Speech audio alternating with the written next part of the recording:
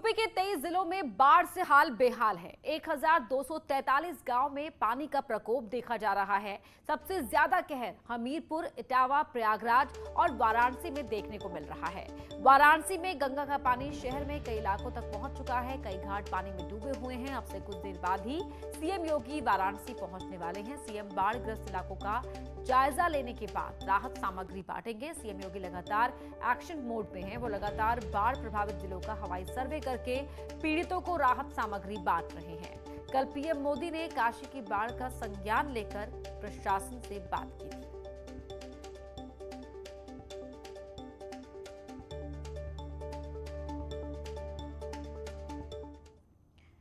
इन्हीं हालातों को देखते हुए सीएम योगी खुद ग्राउंड जीरो पर नजर बनाए हुए हैं। वो लगातार बाढ़ प्रभावित इलाकों का दौरा कर रहे हैं। इससे पहले सीएम योगी ने मंगलवार को हमीरपुर और जालौन के बाढ़ प्रभावित इलाकों का हवाई सर्वे किया। इसके बाद सीएम ने खुद जाकर बाढ़ राहत केंद्रों का जायजा लिया। साथ ही बाढ़ प्रभावित लोगों से मुलाकात कर उन्हें राहत सामग्री बांटी। सोमवार को सीएम ने इटावा और औरैया जिलों के बाढ़ प्रभावित इलाकों का जायजा लिया।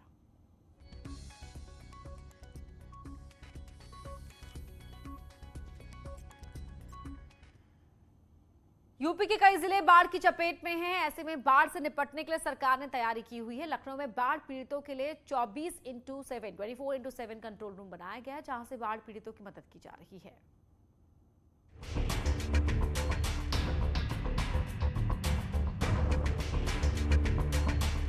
यूपी के 23 जिले बाढ़ की चपेट में हैं।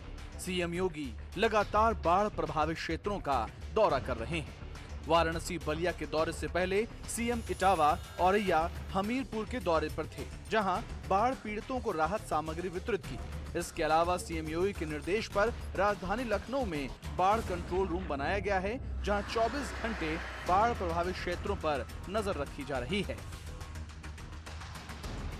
वहां पर एनडीआरएफ की टीमें लगी हैं और रिलीफ कैंप्स खोले गए हैं। 4000 लोग बनारस में रिलीफ कैंप्स में हैं और उतने ही लगभग प्रयागराज में हैं और बड़ी संख्या में नावें लगाई गई हैं और फूड पैकेट्स बांटे जा रहे हैं। कम्युनिटी किचन खोले गए हैं। योगी सरकार ने बाढ़ पीड़ितों की मदद के लिए राज्य में 53 एनडीआरएफ की टीमें और 19 बटालियन पीएसी की तैनाती की है। साथ ही लोकल एडमिनिस्ट्रेशन भी पूरी तरह से बाढ़ क्षेत्र में लगी है। राहत आयुक्त का कहना है कि यमुना में जलस्तर कम हो रहा है। उम्मीद है अगले 24 घंटे में गंगा के जलस्तर में कमी आए। अभी एक थोड़ी सी राहत की बात ये हो रही है कि यमुना में पानी घट रहा है, तो हमें आशा है कि अगले कुछ घंटों में या अगले कल तक गंगा में भी पानी घटेगा। बहरहाल बाढ़ से निपटने के लिए सरकार की कोशिश जारी है। वहीं यूपी के लोग बाढ़ बारिश के डबल अटैक से जूझ रहे हैं। तो मुख्यमंत्री खुद ग्राउंड जीरो पर जा रहे हैं, लिहाजा सरकार और राहत विभाग की तैयारी पूरी है कि ज्यादा से ज्यादा लोगों को समय से राहत मिल पाए, समय से उनको बोट मिल पाए, उनको खाने पीने के सामान मिल पाए। तो ये पूरी तैयारी उत्तर प्रदेश सरकार की है। अजीत सिंह, न्यूज 18, लखनऊ। यूपी के डिप्टी सीएम केशव प्रसाद मौर्य ने आज प्रयागराज में बाढ़ का हवाई सर्वेक्षण किया। प्रयागराज में गंगा और यमुना दोनों ही नदियां उफान पर हैं। दोनों ही नदियों के तटीय इलाके बाढ़ के पानी में डूब गए हैं। छोटा बघाड़ा, सलोरी, अल्लाहपुर समेत कई इलाकों में लोगों को पलायन करना पड़ रहा है। बाढ़ के हालात का जायजा लेने के लिए केशव प्रसाद मौर्य ने हवाई सर्वेक्षण किया।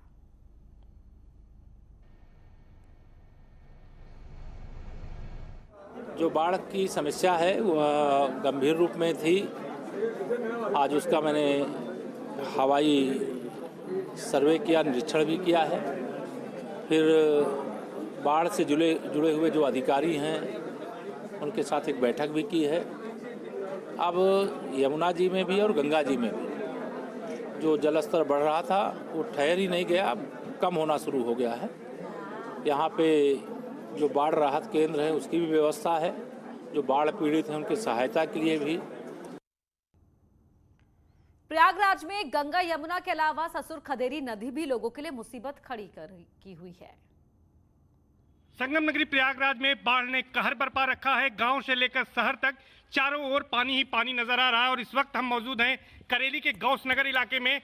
हम उन गलियों में इस समय मौजूद हैं जिन गलियों में मोटर गाड़ियां दौड़ा करती थी, लेकिन अब इनमें पूरे मकान डूबने भर का पानी भरा हुआ है। एक मंजिल पूरी तरह से डूब गई है। कि पानी भरा हुआ, इसी में हम अकेले हैं यहाँ पे। और मदद जो है हमारे तरजीब भाई हैं वो मदद हमारी कर रहे हैं। 2-3 बार कल आ चुके हैं, आज भी रहे हैं। अब यहाँ पर जो राहत सामग्री पहुंचाई जा रही है वो नाव के जरिए पहुंचाई जा रही है।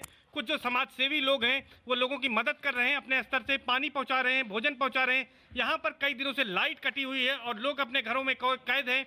घरों से सिर्फ वो इसलिए नहीं जाना चाहते क्योंकि वहाँ पर चोरी होने का उनको डर रहता है। तो इस तरह से है। और हमारे साथ मोइन हबीबी साहब हैं जो कि खुद मदद कर रहे हैं, समाज सेवी भी हैं। उनसे बातचीत करेंगे किस तरह लोगों की परेशानियां हैं। आप लोग यहाँ पर मदद करने के लिए निकले हैं। देखिए, परेशानियों की गिनती की जाएगी तो बहुत सारी परेशानियां हैं। आज सबसे बड़ी परेशानी ये है कि जलस्तर बढ़ने से गंगा और जमुना का ये इस कॉलोनी के अंदर आप देख रहे हैं लगभग 8 से 10 फीट जो है पानी आ चुका है, जिसमें परिवार फंसा हुआ है। सब यहाँ रुक रहे एक छोटे से ब्रेक के लिए, जल्द लौटते हैं।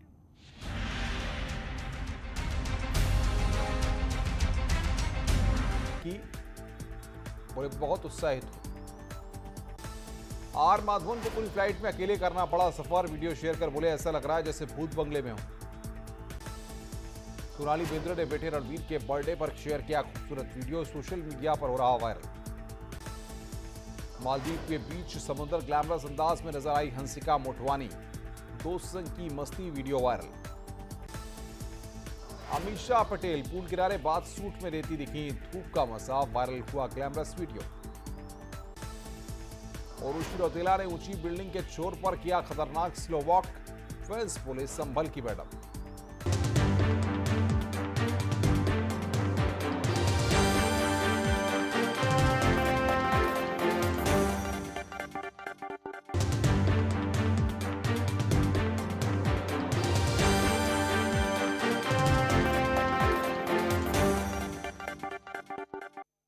नमस्कार, 100 गांव 100 खबर के साथ हाजिर हूं मैं अनुपम मिश्रा। देश और दुनिया की तमाम बड़ी खबरों को लेकर के आइए देखते हैं तेज रफ्तार से खबरों को। पीएम मोदी ने नारी शक्ति से किया संवाद, बोले नारी सशक्त तो देश सशक्त। सीएम योगी ने लखनऊ में हिमवती नंदन बहुगुणा की प्रतिमा का किया अनावरण, बहुगुणा को दी श्रद्धांजलि। लखनऊ में सीएम योगी ने 2846 सहायक अध्यापकों लेक्चरर्स को दिए नियुक्ति पत्र, 2846 शिक्षकों को दिए नियुक्ति पत्र। सीएम ने कहा चयन प्रक्रिया पूरी तरह पारदर्शी, पहले भर्तियों में होता था भ्रष्टाचार, अब किसी स्तर पर सिफारिश नहीं। देश में आई नई शिक्षा नीति के लिए पीएम मोदी का आभार।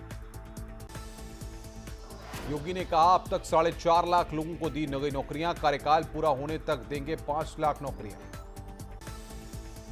प्रदेश में बड़े स्तर पर हुआ निवेश, आज यूपी देश की दूसरी सबसे बड़ी अर्थव्यवस्था। डीजीपी मुकुल गोयल पहुंचे मेरठ, 8 जिलों के पुलिस कप्तानों के साथ की समीक्षा बैठक। पुलिस लाइन सभागार में लॉ एंड ऑर्डर को लेकर हुई बैठक। संसद का मानसून सत्र खत्म होते ही विपक्षी दलों ने सरकार के खिलाफ बनाई रणनीति। संसद भवन में मीटिंग के बाद 13 विपक्षी दलों के नेताओं ने सरकार पर संसद में मनमानी करने का लगाया आरोप। संसद के मानसून सत्र को अचानक खत्म करने पर बोले राहुल गांधी, कोई संसद सत्र नहीं हुआ, देश के 60% की आवाज को कुचला गया। 10 साल की बच्ची से संसद में मिले प्रधानमंत्री, पीएम ने अनीशा से की करीब 10 मिनट तक बातचीत। अनीशा ने पीएम से पूछे कई सवाल।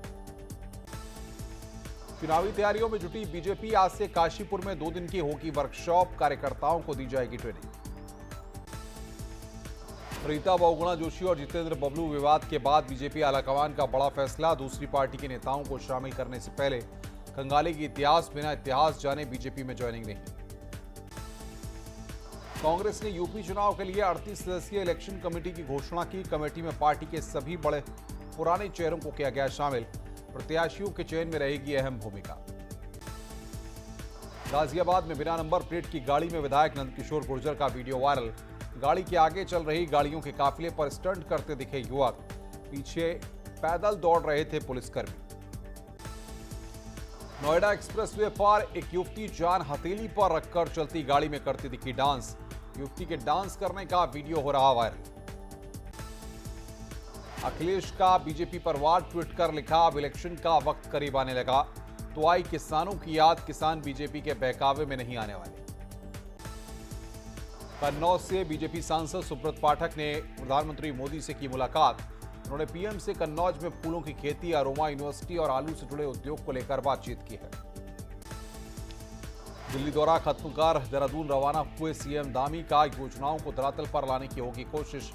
जेपी नड्डा के प्रस्तावित दौरे को बताया नियमित दौरा। भारतीय किसान यूनियन बानू गुट के राष्ट्रीय अध्यक्ष भानु प्रताप सिंह ने किसान नेता राकेश टिकैत पर लगाए गंभीर आरोप। बोले राकेश टिकैत गाजीपुर बॉर्डर तक फैला रहे आतंक। देश में 2 दिनों से बढ़ रहे हैं कोरोना के नए केस। कोरोना के 41,195 नए केस, 39,069 मरीज रिकवर। 24 घंटे में 490 मरीजों की मौत।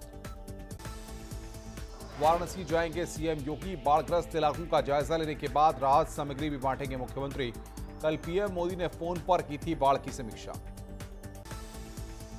मिर्जापुर में गंगा नदी में तैरता दिखा आशियाना। काफी दूर तक बहता दिखा घर बहता देख लोग हैरान। भदोई में गंगा रौद्र रूप में। गंगा के जलस्तर में हो रही वृद्धि। खतरे के निशान से महज कुछ सेंटीमीटर की बह रही है गंगा। प्रयागराज में बाढ़ का कहर जारी। नदी के उफनाने से कई मोहल्ले जलमग्न। लोग नाव में बैठकर पहुंचा रहे हैं सुविधा। प्रतापगढ़ में बारिश का कहर। मुर्गी फार्म में घुसा बारिश का पानी। हजारों मुर्गियों की पानी में डूबकर मौत। बस्ती में भीषण सड़क हादसा। कंटेनर में पीछे से कार घुसने से हुआ हादसा। लखनऊ से बस्ती आते समय हुआ हादसा। कार में 7 लोग थे सवार। 5 लोगों की मौके पर मौत, एक की हालत गंभीर। जिला अस्पताल में कराया भर्ती। कार में सवार एक बच्ची सुरक्षित। पुलिस मौके पर मौजूद। सभी शवों को गैस कटर से बाहर निकाला गया।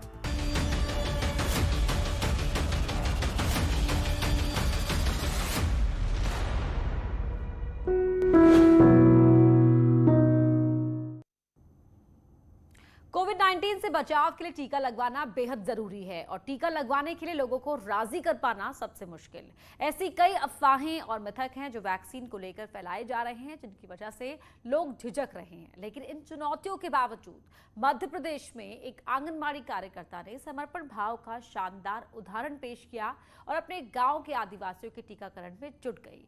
कोविड-19 टीकाकरण को लेकर नेटवर्क 18 और फेडरल बैंक की मुहिम a shot of life Indore जिले में पहुंची और सोना यादव से मिली, जो एक साधारण सी स्वास्थ्य कर्मी है लेकिन अपने जज्बे से संजीवनी चैंपियन बन गई। आइए देखते हैं रिपोर्ट।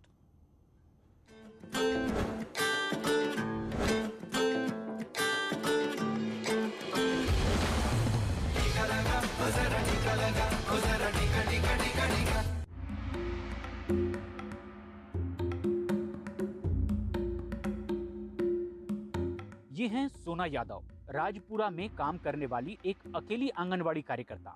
सोना का कहना है कि जब महामारी आई तब यहाँ के लोग बहुत ज्यादा डर गए थे। भाग क्यों जाते थे? लेकिन डर लगता था उनको कि कोरोना निकाल देंगे तो हमको हॉस्पिटल में भर्ती कर देंगे और वहाँ से हमारी डेड बॉडी आएगी कि नहीं आएगी, वहीं मर जाएंगे। उनको ऐसा भ्रम था। और आज भी वही मिथक लोगों के दिमाग पर हावी है। क्या क्या वजह क्या आप लगाना नहीं चाहते? क्या होता है? डर है आपको किस चीज का? क्या वजह क्या है? नहीं हूँ वहाँ से छुट्टी लिखे लेंगे डॉक्टर साहब से, मगर बहुत ब्लड प्रेशर है। ये सही कह रहे हैं कि ये नहीं, कुछ नहीं है इनको, ये लगवाना है कि इच्छुक ही नहीं। तो इसलिए हम चाहते हैं कि आप ये लगवाना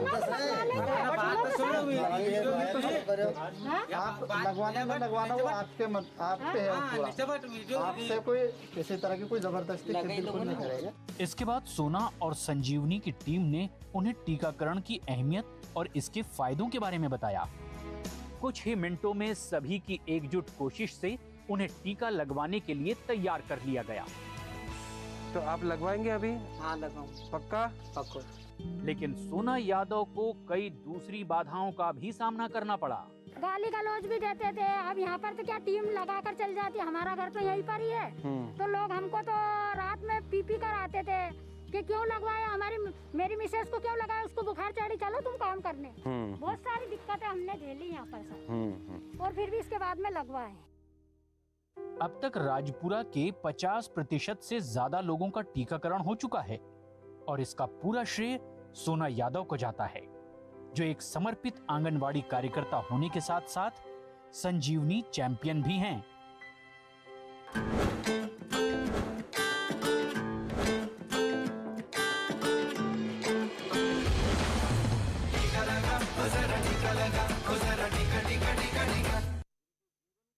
उपचार के दौरान मौत।